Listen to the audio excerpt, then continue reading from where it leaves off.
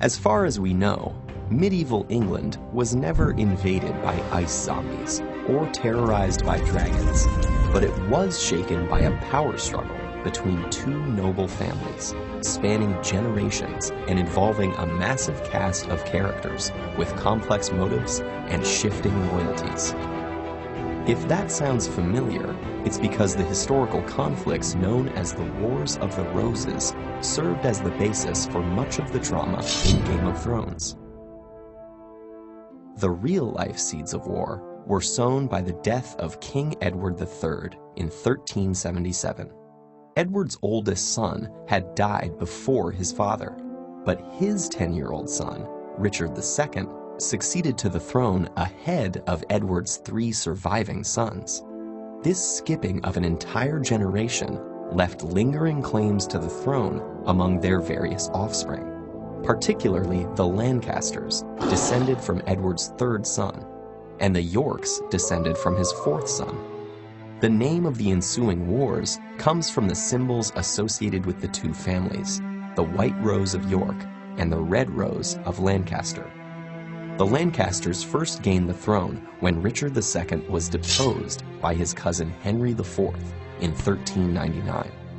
Despite sporadic unrest, their reign remained secure until 1422, when Henry V's death in a military campaign left an infant Henry VI as king. Weak-willed and dominated by advisors, Henry was eventually convinced to marry Margaret of Anjou to gain French support.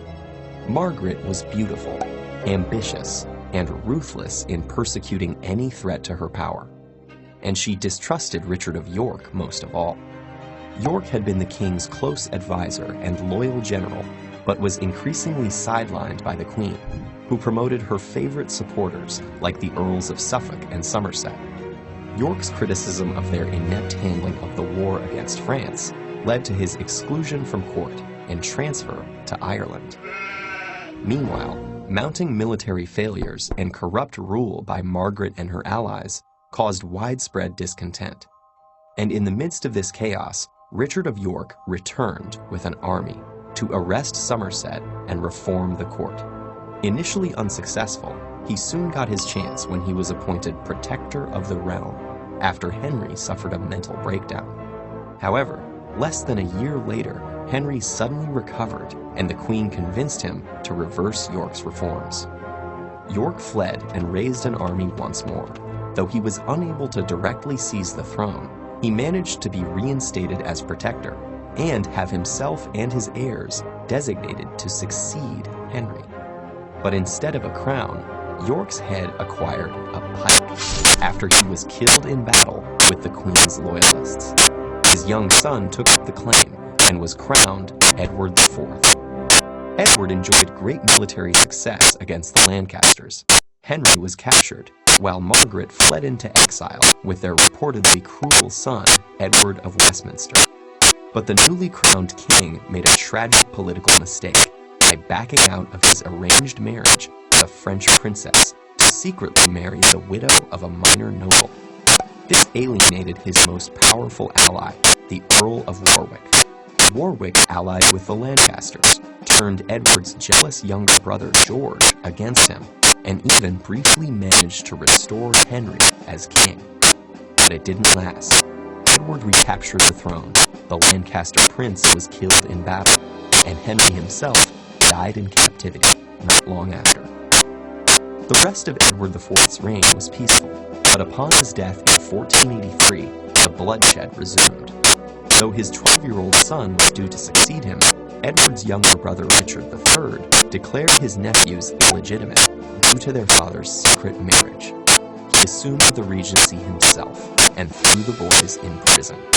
Though no one knows what ultimately became of them, after a while the princes disappeared, and Richard's power seemed secure. His downfall would come only 2 years later, from across the narrow sea of the English Channel. Henry Tudor was a direct descendant of the first Duke of Lancaster, raised in exile after his father's death in a previous rebellion.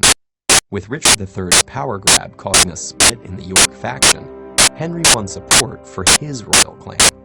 Raising an army in France, he crossed the Channel in 1485 and quickly defeated Richard's forces. And by marrying Elizabeth of York, elder sister of the disappeared princes, the newly crowned Henry VII joined the two Roses, finally ending nearly a century of war. We often think of historical wars as decisive conflicts with clearly defined winners and losers, but the Wars of the Roses, like the fiction they inspired, show us that victories can be uncertain, alliances unstable, and even the power of kings as fleeting as the seasons.